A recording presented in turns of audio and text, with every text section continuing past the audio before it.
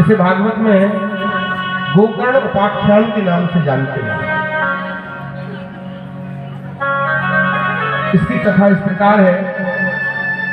एक नदी है जिसका नाम है तुंगभद्रा, दक्षिण भारत में बहने वाली नदी है। उस तुंगभद्रा नदी के तट पर एक ब्राह्मण रहा करता था। वह ब्राह्मण बड़ा ही संतोषी, बहुत ही ज्ञानी, बहुत ही अच्छे विचारों वाला, संयम नियम से रहने वाला। लेकिन दुर्भाग्य से उसकी जो पत्नी थी, पंडित जी जितने अच्छे वो उतनी ही बड़ी विचित्र, बिल्कुल विपरीत आचरण करने वाले हैं। जिस कारण से आत्मदेव नाम के ब्राह्मण बड़े दुखी रहते थे। भाई गृहस्थ जीवन अगर किसी को मिले तो वास्तव में गृहस्थ जीवन में कुछ चीजें ऐसी हैं कि अगर वो है तो ही आनंद है, और नहीं तो वो घर, वो परिवार भी सब कुछ होने के बाद भी अपूर्ण सा लगता है। जिस प्रकार मोटरसाइकिल होती है, बाइक, और बाइक में दो पहिए होते हैं, एक आगे का एक पीछे का। बिल्कुल नई गाड़ी हो आपके पास, और अगर एक पहिया उसका पंचर है, चाहे जितना नई हो, गाड़ी चलने वाली नहीं, या पीछे का पहिया पंचर हो जाए, आगे का बिल्कुल न्यू ब्रांड हो तो भी चलने वाली नहीं। उसी प्रकार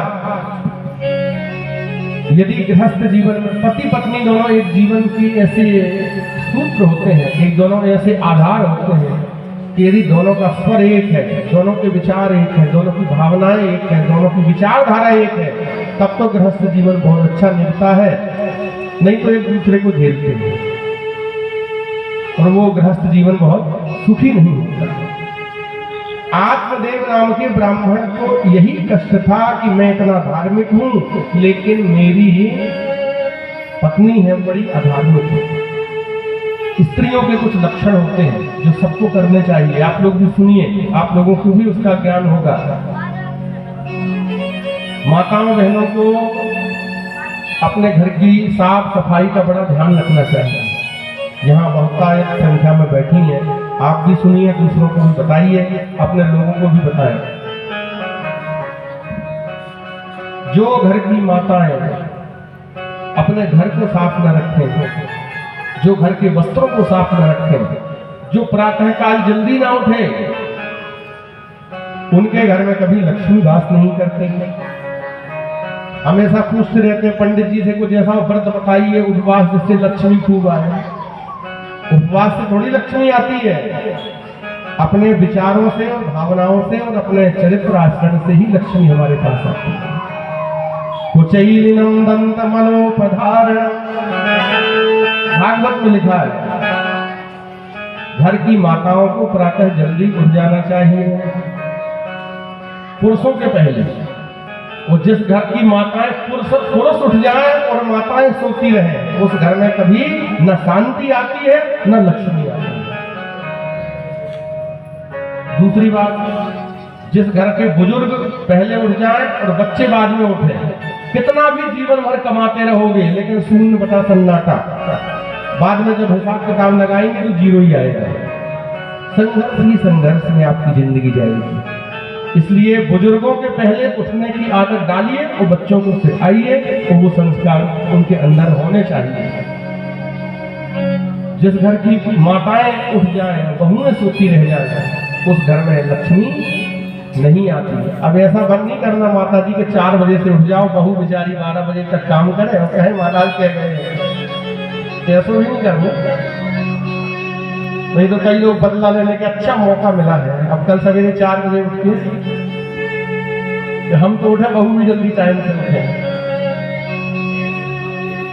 कोशिश करें प्रातःकाल जल्दी उठे।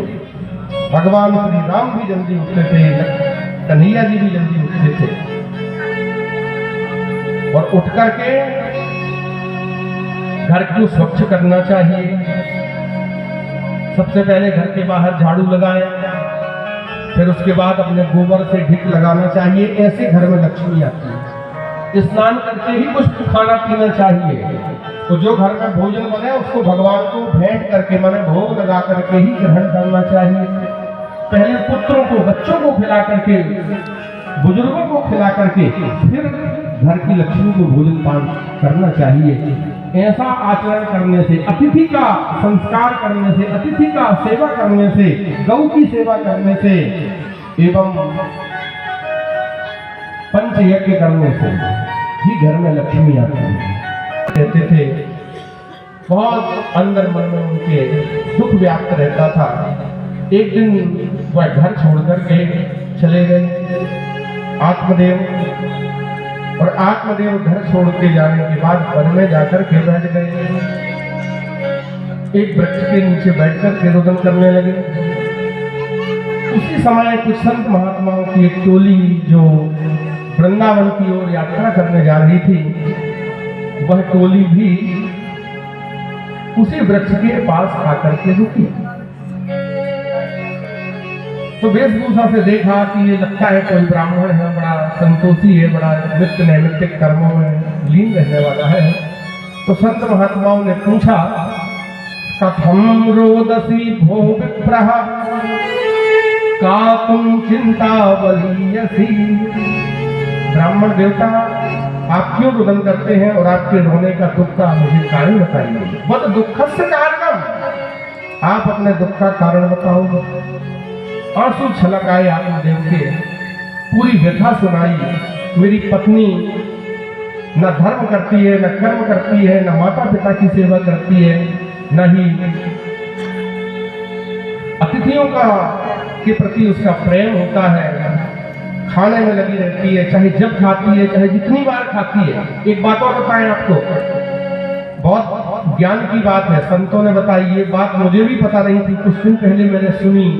पूज्य मलुक पीठाधीश्वर श्री राजेंद्र दास जी महाराज के श्रीमुख से उन्होंने कहा कि जिस घर में लोग बार बार जूठे होते रहते हैं, माने बार बार कई लोगों की आदत है ना, कहीं से भी आए, डिब्बा खोला, फिर मुंह में डाला, पानी पिया नहीं पिया, घर से बाहर चले गए, किचन में भी जा रहे हैं, भोजनालय में भी प्रवेश करते हैं, विश्राम गृह में भी प्रवेश करते हैं, अपनी लक्ष्मी तिजोरी भी खोलते हैं, अपने पेन भी छूते हैं, देवी देवताओं के मंदिर में जूता चप्पल पहन के जाते हैं। बोले ऐसे लोगों का जिसका स्वभाव होता है, उसके घर से भी लक्ष्मी समाप्त हो जाती है। इसलिए बार बार नहीं खाना चाहिए। पूज्य महाराज जी ने बताया, व्रत में भी 2 बार ही खाना चाहिए। अगर 2 बार आपने खाया तो आपका व्रत, और सवेरे व्रत में उठते ही चाय हो गई हो, कहते इतना बड़ी गिलास में रही हो, आज उपासे हो, तब तो हो गया सुबह से व्रत। व्रत में बार बार नहीं खाना चाहिए। और फिर व्रत में फिर मूंगफली, फिर साबूदाना, फिर खिचड़ी, फिर सिंघाड़े के आटा की मगोड़ी, और फिर दूध, और फिर सेव फल, बोले तो ठीक केरा और दे पेट भरो रहे। काय का व्रत? केवल व्रत का अर्थ होता है एकदम सूक्ष्म रूप का आहार, जिससे हमारा मन, हमारी इंद्रियां, हमारा चित्त, ये सब हमारे वशीकृत रहे, हमारा मन इधर यत्र तत्र न भटके, बस उसी का हमें चिंतन करना चाहिए, वही व्रत कहलाता है। तो जो लोग बार बार चाहे जब खाते रहते हैं, जूठे रहते हैं, सोच असोच का जिसे ज्ञान नहीं होता, वो रोगी भी होता है और उसकी लक्ष्मी भी समाप्त होती है। तो ये सब बातें आत्मदेव ने बताई।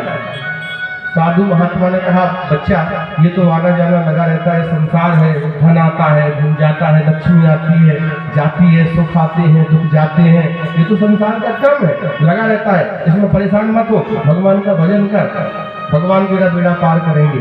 बोले महाराज गृहस्थ जीवन है, और गृहस्थ जीवन में धिक्वली संतति बिना, शास्त्र कहता है यदि कुल में वंश वृद्धि ना हो, घर में मंदिर ना हो, घर में तुलसी का वृक्ष ना हो, घर में गौशाला ना हो, गौ की सेवा ना मिले, गाय का गोबर घर में ना आए, गोमूत्र हमारे घर दरवाजे में ना आए, तो समझिए वह घर घर नहीं होता, वो शमशान की तरह होता है। इसलिए कुछ ऐसा उपाय कर दीजिए महाराज कि मेरा गृहस्थ जीवन सुखमय हो जाए, मुझे एक पुत्र की प्राप्ति हो जाए, आप ऐसी कृपा करिए। संत महात्माओं ने कहा, भैया ये हानि लाभ, जीवन मरण, यश अपयश, हानि, द्रव्य लाभ, पुत्र संतति, स्त्री, ये तो सब भगवान जन जन्मांतरों के संबंधों से, पुण्यों से, शुक्रतों से प्राप्त होती है। ब्राह्मण ने तो चरण पकड़ लिए संत महात्माओं के, बोले महाराज आपको तो देना ही होगा, नहीं तो हम तो बस नहीं आपके सामने ही प्राणों का परित्याग करेंगे।